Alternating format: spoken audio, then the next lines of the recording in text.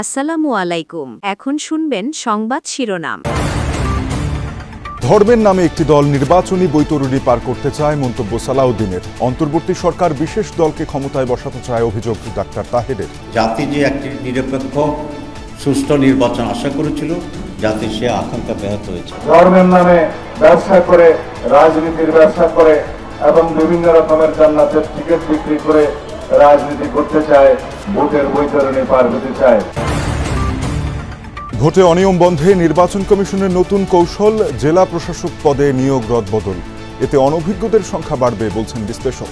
Election commission যদি এই কথা না বলে এটা বলতো যে আমরা সৎ এবং যোগ্য দক্ষ লোকগুলোকে নিব এবং নিয়ে তাদের নিয়ন্ত্রণ করবো, তাদের দিয়ে আমরা ইলেকশনটা উঠাবো। মিরপুরে বাসে আগুন দেওয়ার সময় জনতার ধাওয়া, তুরাগে ডুবে যুবকের মৃত্যু। একজন আটক, মানিকগঞ্জের শিক্ষা প্রতিষ্ঠানের গাড়িতে আগুন, চালক দগ্ধ। রাজধানীতে উদ্ধার হওয়া খণ্ডিত মরদেহটি রংপুরের ব্যবসায়ীর। পরিবারের দাবি, বন্ধু জারেজ হত্যায় জড়িত, শাহবাগ থানায় মামলা। আসসালামু আলাইকুম। এতক্ষণ শুনছিলেন সংবাদ শিরোনাম, এখন শুনবেন বিস্তারিত। অন্তর্বর্তী সরকার এখন আর নিরপেক্ষ নেই। নির্বাচন নিয়ে যেন তেনভাবে একটি দলকে ক্ষমতায় আনতে কাজ করছে তারা, এমন অভিযোগ করেছেন জামায়াতের নায়েবে আমির ডাক্তার সৈয়দ আব্দুল্লাহ মোহাম্মদ তাহের। প্রধান উপদেষ্টার ভাষণের প্রতিক্রিয়ায় মগবাজারের সমমনা ৮ দলের যৌথ সংবাদ সম্মেলনে এ অভিযোগ করেন তিনি। সরকারের পক্ষে সুষ্ঠু নির্বাচন করা সম্ভব নয় দাবি করেন ডাক্তার তাহের। বলেন, বিএনপির চাওয়াকে প্রাধান্য দিয়েছেন প্রধান উপদেষ্টা। জাতীয় নির্বাচন ও গণভোট কোনোভাবেই একসাথে নয়, তাই আলাদাভাবে গণভোটের তারিখ ঘোষণার আহ্বান জানান এই জামায়াত নেতা। জুলাই সনদ বাস্তবায়নের যে বাধ্যবাধকতা রাখা হয়েছিল প্রধান উপদেষ্টার ভাষণে, সেটা উপেক্ষিত। আগামী রবিবার ৮ দলের বৈঠকের পর ৫ দফার বিষয়ে নতুন কর্মসূচি দেওয়া হবে জানান জামায়াতের নায়েবে আমির। প্রধান উপদেষ্টার ভাষণ একটি দলের প্রতি আনুগত্যের প্রকাশ পেয়েছে এবং এর মাধ্যমেই জাতি যে একটি নিরপেক্ষ সুষ্ঠু নির্বাচন আশা করেছিল, জাতির সে আকাঙ্ক্ষা ব্যাহত হয়েছে। গণভোট এবং জাতীয় নির্বাচন দুটি একেবারে ভিন্ন ইস্যু। জনগণের স্বার্থেই তো দেশের বাঁচে, সেখানে কিছুটা টাকা খরচ হলো যেটা জাতির জন্য, দেশের জন্য কল্যাণকর, আমাদেরকে সেটা করতে হবে। জুলাই সনদ যেভাবে স্বাক্ষরিত হয়েছে, বিএনপি অক্ষরে অক্ষরে সেটি প্রতিপালনে প্রস্তুত, এমনটাই জানিয়েছেন বিএনপির স্থায়ী কমিটির সদস্য সালাউদ্দিন আহমদ। রাজধানীর শাহবাগে নারী ও শিশু ফোরামের মৌন মিছিল এবং সমাবেশে একথা বলেন তিনি। স্বাক্ষরিত জুলাই সনদের বাইরে চাপিয়ে দেয়া কোনো কিছু জনগণ ও বিএনপি মানবে না বলেও জানান সালাউদ্দিন আহমদ। তবে নির্বাচনের দিন গণভোটের আয়োজনকে স্বাগত জানিয়েছে বিএনপি। তিনি বলেন, গণভোট ও জুলাই সনদ বাস্তবায়নের জন্য সংসদ গঠন জরুরি।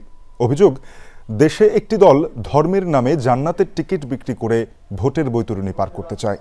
তারা নারীদের কর্মঘণ্টা কমিয়ে অন্দরমহলে বন্দী রাখতে চায়। সালাউদ্দিন আহমেদ বলেন, নারীদের পারিবারিক সামাজিক অধিকার নিশ্চিতে চায় বিএনপি। ধর্মীয় গোষ্ঠী একটি ধর্মের নাম ব্যবহার করে যারা রাজনীতি করে তারা, আমি নাম নিলেও পত্রিকার অন্তরে আপনারা অবশ্যই জানেন। ভোটে অনিয়ম বন্ধে এবার কর্মকর্তা নিয়োগের নতুন কৌশল নিচ্ছে নির্বাচন কমিশন। বিগত 3টি নির্বাচনে ন্যূনতম সংশ্লিষ্টতা আছে এমন কর্মকর্তারা এবার দায়িত্ব পাবেন না। বড় পরিবর্তন আসছে প্রিজাইডিং ও পোলিং অফিসার নিয়োগেও। রিটার্নিং কর্মকর্তা হিসেবে দায়িত্ব পালন করছেন এমন জেলা প্রশাসকদের কর্মস্থল পরিবর্তন কিংবা নতুন ডিসি নিয়োগের কথা জানিয়েছেন ইসি সচিব আখতার আহমেদ। রাজনৈতিক বিশ্লেষক বলছেন, কমিশনের এমন সিদ্ধান্তে অনভিজ্ঞদের সংখ্যা বাড়বে। বিগত 3টি জাতীয় নির্বাচন ছিল একতরফা ও জালিয়াতির। এসব নির্বাচন আয়োজনে বড় ভূমিকা ছিল কমিশন ও ভোট গ্রহণের সঙ্গে জড়িত প্রায় 13 লাখ কর্মকর্তার।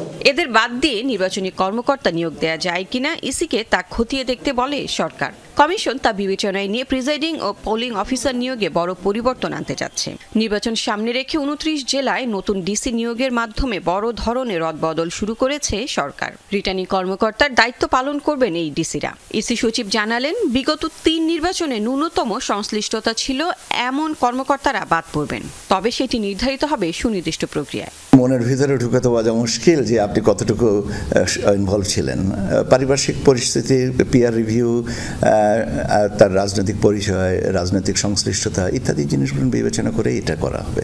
অধিক্ষেত্রটা পরিবর্তন করে দেওয়া যেতে পারে বা করা যেতে পারে, বাদ দেওয়া যেতে পারে। তো আমরা যতটুকু মানে সামান্যতম গ্রহণযোগ্যতা যাদের আছে তাদেরকেই রাখার চিন্তা করা হচ্ছে। সাধারণত স্কুল শিক্ষক, ব্যাংক কর্মকর্তারা পোলিং অফিসারের দায়িত্ব পালন করেন। ঢালাওভাবে সবাইকে অযোগ্য করা হলে আগামী নির্বাচনে কারা দায়িত্ব পালন করবেন এমন প্রশ্ন নির্বাচন বিশেষজ্ঞদের। বললেন, সবাইকে বাদ দেওয়ার বিষয়টি অযৌক্তিক। ইলেকশন কমিশন যদি এই কথা না বলে এটা বলতো যে আমরা সৎ এবং যোগ্য দক্ষ লোকগুলোকে নিব এবং নিয়ে তাদের নিয়ন্ত্রণ করব, তাদের দিয়ে আমরা ইলেকশনটা উঠাবো। রাজধানীতে বাসে আগুন দেওয়ার সময় জনতার ধাওয়া খেয়ে তুরাগ নদীতে ডুবে প্রাণ গেছে এক যুবকের। গতরাতে আগুনে পুড়ে যায় বাসটি। ঘটনায় একজন পালিয়ে গেলেও আরেকজনকে আটক করা হয়। পুলিশের ধারণা, নাশকতার জন্য তাদের ভাড়া করা হয়েছিল। বৃহস্পতিবার রাত 10টার দিকের ঘটনা। মিরপুরের বেড়িবাঁধ এলাকায় রাস্তার পাশে থাকা একটি ফাঁকা বাসে আগুন ধরিয়ে দেয় 3 যুবক। এই ঘটনা মোবাইলে ভিডিও ধারণ করছিল তারা। পরে তাদেরকে ধাওয়া করে আশপাশের লোকজন। একজনকে হাতে নাতে ধরা হলেও আরেকজন প্রাণ ভয়ে ঝাঁপ দেয় পাশের তুরাগ নদীতে। সাঁতার না জানায় পানিতে ডুবে যায় সে, আর তৃতীয়জন পালিয়ে যায়। যারা আগুন দিছে ওদের জন্যই একজন আর কি পাবলিকে যখন দৌড়ানো দিছে, দৌড়ানোর জন্য একজনে নদীতে চাপ দিছে, ওই সাঁতার জানতো না, তখন ওই নদীতে ডুবে মারা গেছে। আরেকজন হাতে নাতে ধরছি। লোকজনে হই হল্লা করতেছে, দাপদাপি আসছি আইসারাই, এর মাঝখানে দেখি যে ওদিক দিয়ে লোকজন অনেক জমা হয়ে গেছে। তারা নয় ওই ধরতে গেছে, নাশকাতি লোকের ধরতে গেছে, তখন আমরা আগুন নিভাবার চেষ্টা করছি। তারপরে ফায়ার সার্ভিস নিভা হয়েছে। পানিতে ডুবে যাওয়া যুবককে মুমূর্ষু অবস্থায় উদ্ধার করে নেওয়া হয় শহীদ সোহরাওয়ার্দী মেডিকেল কলেজ হাসপাতালে। সেখানে কর্তব্যরত চিকিৎসক তাকে মৃত ঘোষণা করেন। পুলিশ জানায়, নিহত ব্যক্তির নাম আব্দুল্লাহ সায়াফ। রাজধানীর একটি কলেজে দ্বাদশ শ্রেণীতে পড়ত সে। বৃহস্পতিবার হাইকোর্টের সামনে খণ্ডিত মরদেহ উদ্ধারের ঘটনায় নিহত আশরাফুল হকের বন্ধু জারেজকে আসামি করে শাহবাগ থানায় মামলা করেছে নিহতের পরিবার। জারেজের পাশাপাশি অজ্ঞাতনামা বেশ কয়েকজনকে আসামি করা হয়েছে। সকালে মরদেহ নিতে ঢাকা মেডিকেলের মর্গে যান আশরাফুল হকের পরিবারের সদস্যরা। বলেন, কারো সাথে শত্রুতা ছিল না আশরাফুলের। 3 দিন আগে বন্ধু জারেজের সাথে ব্যবসার কাজে ঢাকা আসেন তিনি।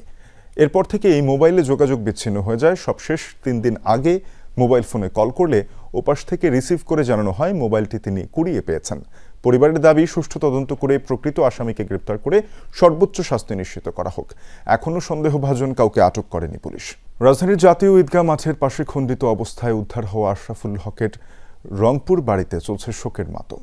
পরিবার তো বটেই, এলাকাবাসীও শোকাহত। ঘটনায় সংশ্লিষ্ট একটি ফোনের রেকর্ড এসেছে যমুনা টেলিভিশনের হাতে, যেখানে শোনা যায় তার সাথে যাওয়া বন্ধু জারেজ মিয়ার অসংলগ্ন কথাবার্তা। বৃহস্পতিবার সন্ধ্যায় রাজধানীর জাতীয় ঈদগাহ মাঠের পাশের সড়কে এক ব্যক্তির খণ্ডিত মরদেহ উদ্ধার করে পুলিশ। প্রযুক্তির সহযোগিতায় মেলে পরিচয়। তিনি রংপুরের বদরগঞ্জের গোপালপুর ইউনিয়নের নয়াপাড়া গ্রামের আব্দুর রশিদের পুত্র আশরাফুল হক। পেশায় কাঁচামাল আমদানিকারক। স্বজনরা জানান, মঙ্গলবার রাত 9টায় বন্ধু পাশের গ্রামের জরেজকে নিয়ে ঢাকা যান আশরাফুল। এরপরই তার ফোন বন্ধ। অনেক চেষ্টা করেও তার সাথে যোগাযোগ করতে না পেরে জরেজের সাথে যোগাযোগ করে নিহতের পরিবার।